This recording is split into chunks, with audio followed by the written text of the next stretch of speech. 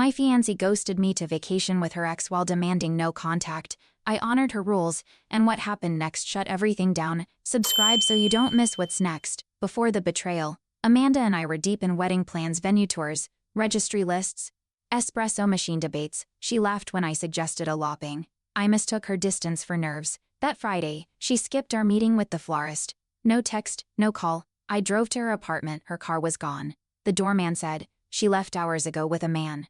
I swallowed the knot forming in my throat. 2 days before she vanished, Amanda asked if we could pause things. She used phrases like self-discovery and space. I nodded, hiding my confusion. We'd just paid the venue deposit, non-refundable. I called her sister, Laura, hoping for insight. She hesitated, then muttered, "She's been talking to Kevin again." Kevin, her ex. I stared at our shared bank statement. She'd withdrawn $500. For what? Self-care or a flight? Amanda set her Instagram to private, but not before mutuals saw her tagged in beach photos with Kevin.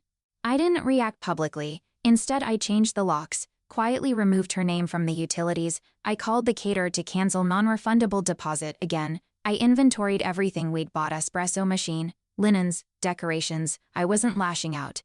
I was preparing. She wanted space. I was giving her the entire square footage back. Laura texted me late one night. "She's with him, Kinkin. Thought you should know." I replied with a simple thank you. I didn't ask for details. I already knew enough. Amanda had posted a story earlier, just waves and wine, but Kevin's reflection was in her sunglasses.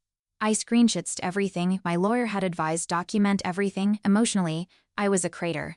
But legally, I was meticulous. She's ghosted me, but the bank didn't. Her mother, Carol, called asking if Amanda was doing okay. I told her I hadn't seen Amanda in over a week. Carol's silence was thick. She said, "You two agreed on this break." I held back a scoff. "Did she also mention she's on vacation with Kevin?" Carol stammered, then hung up. I marked the call in my notes. Another red flag waved. Amanda was rewriting the narrative.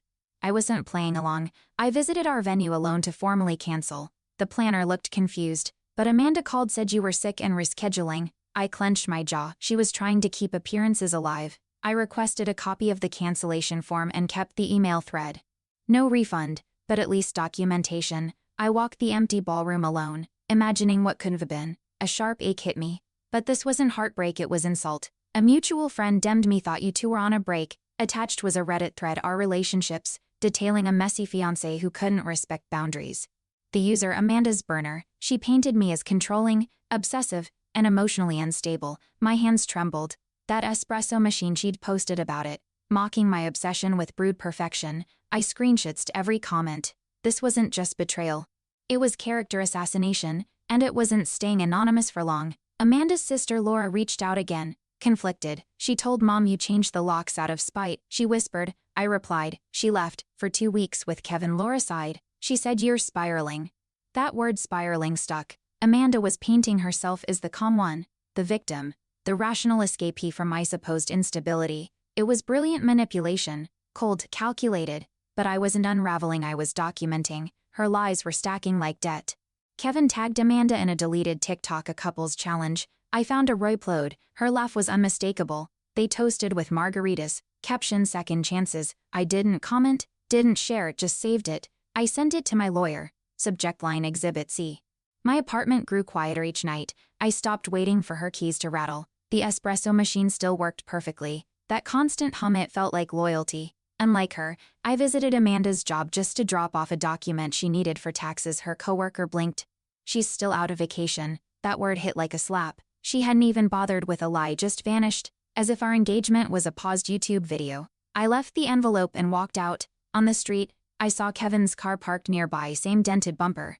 I didn't approach, I just photographed it, time-stamped proof. One of Amanda's college friends messaged me. "Hey, this might be nothing, but she's telling people you hit her." My blood ran cold. That lie wasn't petty. It was dangerous. I called my lawyer immediately.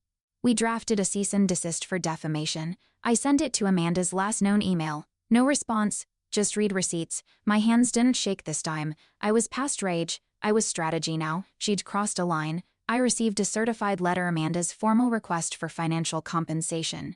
She listed emotional hardship and shared investments, the espresso machine especially. I laughed bitterly. My lawyer flagged her claims as absurd. But we didn't ignore them. We filed a counterclaim, citing her slander and unauthorized withdrawals. I sent her one final text. All further communication goes through counsel. No emojis, no warmth, just boundaries. My silence wasn't weakness, it was protection. Amanda showed up unannounced, her face smug like nothing had happened. Let's talk, she said. I stood in the doorway. No, she blinked. No, I pointed to the envelope on the table. Our legal filings. Your actions have consequences. Her tone turned shrill. You're overreacting. I didn't flinch. And you're trespassing. I closed the door on her protests. Her shock was audible. That was the exact note my closure needed. Amanda's next move was petty. She posted a photo of our engagement ring. Caption freedom. Comments poured in heart emojis, fake empowerment slogans. I didn't reply. I forwarded the post to my lawyer. Then quietly, I listed the ring for appraisal. Market value almost $5,000, emotionally worthless. I boxed her remaining items and scheduled a drop-off with her sister. No ceremony, no drama, just clean exits. The espresso machine stayed. Kevin tried messaging me some bizarre bro code attempt at solidarity. Didn't mean for it to go down like that, he wrote. I didn't dignify it with a response. Instead, I screenshotsed it. Proof, evidence of intent. My lawyer added it to the case folder. Amanda had chosen chaos. Kevin was just her enabler. Their circus didn't deserve my energy, but it would fund my closure. Legal leverage was colder than revenge, and cleaner. Amanda's mother called again, this time sobbing. She's lost everything, Jason. Her job, Kevin, even her place. I paused. She chose those losses. Carol didn't argue, she just whispered. She thought you'd wait. I didn't to reply. The silence said enough. I hung up and locked the espresso machine's frothing wand. Something about that final hiss felt right. Her collapse wasn't my victory, it was her consequence. I wasn't gloating, I was moving on. I got a final package from Amanda, no note, just a box, inside receipts, the ring box, a photo of us in Venice. I placed it all in storage. No ritual, no rage, just boundaries. I didn't burn anything. I didn't respond. Closure isn't noise, it's absence. That night, I brewed a double espresso, took a long sip and stared at the skyline. My heart didn't ache, it beat evenly. That was peace. The appraisal funds cleared. I booked a solo trip to Seattle, a city we'd once planned to honeymoon in. Irony maybe, but I walked those rainy streets with my head up, espresso in hand. No photos, no updates, just steps forward. I visited a tiny roastery she once mocked. Their barista smiled. You look like you needed this. I did. And it wasn't just the coffee, it was reclaiming every ruined place. In Seattle, I ran into an old college friend. We grabbed lunch, shared stories. He mentioned a job opening in his tech startup. We need someone who can handle crises. I laughed, then paused. Maybe that was me now. Not the betrayed, not the backup, but the builder. I asked for the details. That night, I didn't scroll Amanda's profiles. I didn't wonder about Kevin. I wrote a new resume instead. Back home, I opened my inbox, an email from Amanda's lawyer. A final attempt at mediation.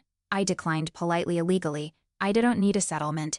I had receipts, screenshots, and silence on my side. Her lawyer responded with a generic withdrawal notice. No apology, no acknowledgement, just paperwork. That was fine. I didn't need closure in conversation. I found it in boundaries. That espresso machine brewed again, same beans, different chapter. A week later, Amanda emailed me directly. Just 5 words, can we please talk, please? I didn't open it. I forwarded it to my lawyer. He replied on my behalf, all contact must go through legal channels. Her silence afterward was louder than anything she'd ever screamed. I didn't feel pity, not anymore. Her collapse wasn't my victory, but it was her reality, and I had no obligation to witness it. Laura texted me, you should see this. Attached was a screenshot Amanda's new GoFundMe, title Rebuilding After Emotional Abuse. Her story, twisted beyond recognition. Claims of financial control, mental manipulation directed at me. My chest went cold. I wasn't angry. I was tactical. I gathered her public posts, bank records, emails, curated a folder titled Counter-Narrative. I didn't rush, I waited. Amanda wasn't trying to heal, she was trying to profit. And she'd picked the wrong victim. The GoFundMe got traction, sympathy comments rolled in. I stayed silent until one donor, a tech acquaintance, recognized me. He emailed, Jason, isn't that your ex? This sounds off. That was the tipping point. He shared the page in a private forum. The backlash was swift. People demanded receipts. Amanda deleted the campaign within hours. But screenshots lived. Her lie had tried to monetize my silence. Now that silence had teeth. It was war. I sent a letter through my lawyer, cease and desist for defamation and fraud. Attached to def titled Exhibit Amanda, containing 26 pages of evidence. It wasn't revenge, it was protection. Her GoFundMe lie had crossed legal lines. We weren't bluffing. My lawyer filed a report with the platform and state consumer protection. Amanda tried ghosting again. But this time she was hiding from the law, not me. And I wasn't chasing ghosts anymore. Kevin resurfaced, this time posting vague tweets about toxic women and regret. I knew the pattern, scapegoating before collapse. Amanda liked every post. I saved them. Then I received a LinkedIn notification Kevin had applied to my company. Unbelievable. I forwarded the info to her, attaching the harassment records. He wasn't just toxic, he was clueless. He got rejected with no interview. Amanda was spiraling. Kevin was grasping. I stayed still. That was power. Laura invited me to coffee neutral ground. She slid me her phone. Amanda's been trying to get pregnant. My stomach dropped. With Kevin, she nodded. Ow, she says it was yours. I blinked. We hadn't touched in months. Laura shrugged. She's scared, broke, and desperate. That wasn't a twist. It was a final gasp. I asked Laura one thing, if it ever gets legal, tell the truth. She nodded. Already documented, I exhaled. Amanda filed a police report accusing me of harassment, said I'd stalked her, threatened her. It was laughable, except it wasn't. My lawyer called immediately. We have timestamps, Jason. You were in Seattle the entire weekend, she listed. We compiled security footage, plain stubs, card records. I felt nothing, not panic, not fury, just process. Amanda wasn't trying to ruin me, she was trying to delay her own consequences. That was her mistake. The detective called me in for a statement. Calmly, I handed over every document. He reviewed them, then nodded. She's contradicted herself multiple times. I wasn't smug, just tired. I asked, is she getting charged? He sighed. Depends. But your record's clean. Amanda's narrative cracked under scrutiny. She thought emotion could outpace evidence. But I didn't panic. I printed truth. That was the difference. Her lies were loud. Mine were notarized. Amanda's employer contacted me via LinkedIn, polite but urgent. Did she use your engagement to fundraise? I sent the GoFundMe screenshots. 2 days later, Amanda was fired. Cause reputational risk and fraud suspicion. No press release, just in her memo and revoked access. She'd underestimated the internet than me. Laura texted again, she's moving back home.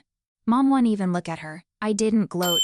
I brewed espresso. The machine purred like applause. One of Amanda's Reddit posts resurfaced. Someone cross-referenced dates and found contradictions. A mini-viral thread exposed her pattern: emotional manipulation. Financial schemes, serial exes. It wasn't revenge, it was community justice. My name wasn't even mentioned. But the facts spoke. She tried defending herself, but even her own followers turned to comments, vanished, profiles deleted. Her final post simply read, logging off. I saved that too. Not for revenge, for history. Truth doesn't need applause. Amanda mailed me a handwritten letter. No envelope name, just my address, scratched with fury. Inside, pages of blame. No apology, just rage. You ruined me, she wrote. I scanned it. Logged it, then I shredded it. My lawyer said that's the closest thing she'll give to a confession. I didn't argue. I didn't cry. I just emptied the shredder bin and made coffee. Closure isn't always healing. Sometimes, it's a paper jam. Amanda's Annie mailed me an apology on behalf of the family. We didn't know, we believed her. I responded kindly, attaching a sanitized folder of evidence. No venom, just clarity. She replied, she's done this before, hasn't she? I didn't answer. I didn't need to. Amanda had burned bridges I never even walked across. Her fallout wasn't mine to manage. My only role now, distance. I blocked the email, not from anger, just peace. Kevin's new girlfriend DM'd me. She said you abused her. I just wanted to know the truth. I forwarded a single def timeline, texts, bank logs, no commentary. Just facts. She read it all, then replied thank you. Days later, Kevin's account went dark. Amanda's last ally gone. I didn't feel victorious. I felt insulated, like Kevlar built from screenshots. People say silence is passive, but mine, it was titanium. And deliberate. I published a Medium post, anonymized, factual, emotionals, just a breakdown of my experience, timelines, legal steps, no names, no vengeance, just process. It gained traction. Lawyers, survivors, and silent observers shared it. Amanda couldn't call it slander, it never named her. But everyone who mattered recognized the pattern. My inbox filled with support, not pity, respect. I never wanted followers, just fairness. And finally, that quiet balance tipped. I wasn't someone's victim, I was source material. A podcast host reached out, we'd love to feature your story.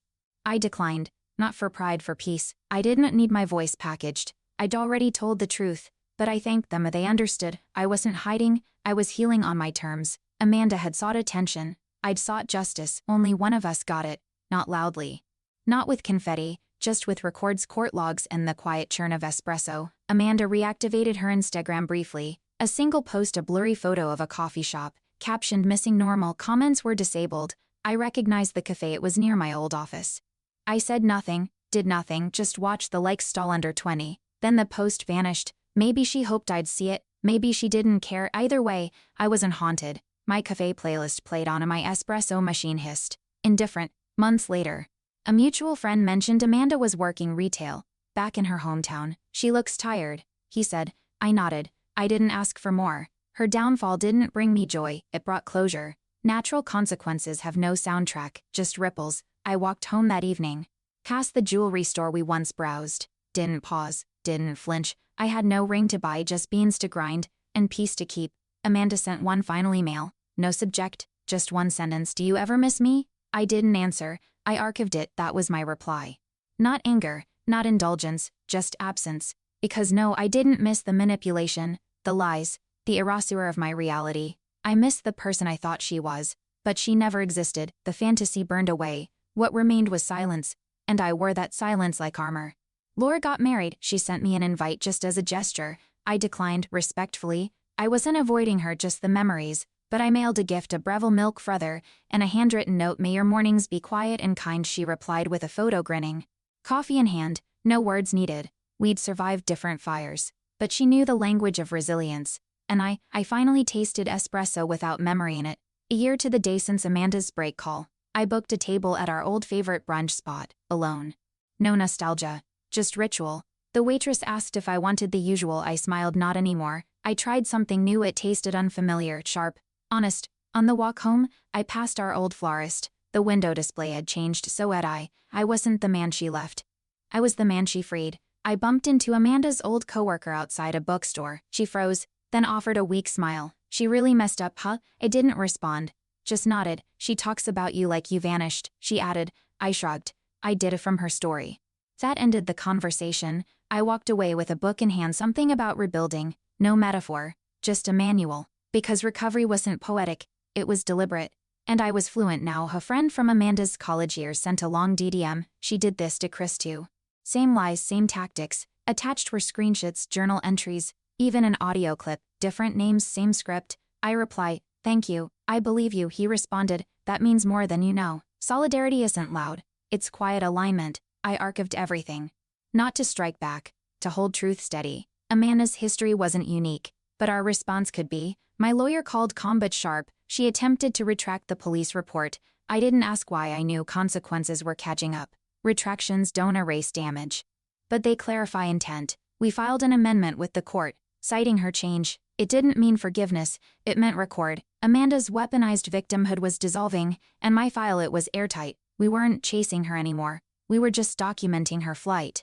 Quiet, thorough, permanent, and her firm contacted me about Amanda. She applied using you as a reference. I almost laughed. Instead, I replied formally, we are not in contact. No details, no drama. They appreciated the brevity. Amanda was spiraling into professionalism's dead ends.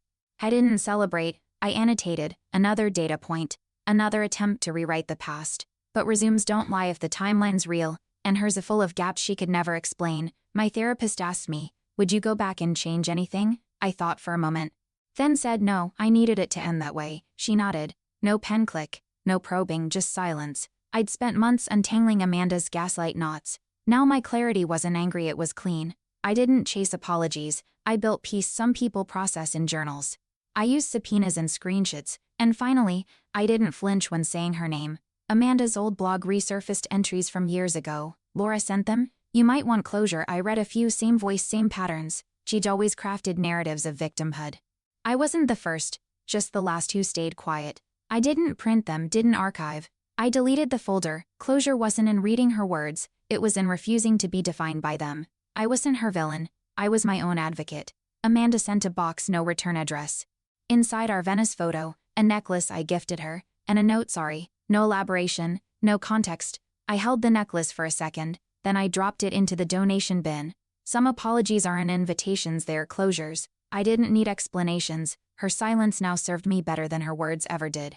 The espresso machine brewed on the counter behind me. I smiled. A coffee, not closure. A mutual friend hosted a game night. Amanda showed up uninvited, awkward. I stayed civil. She avoided eye contact. When someone asked about her job, she mumbled, freelancing.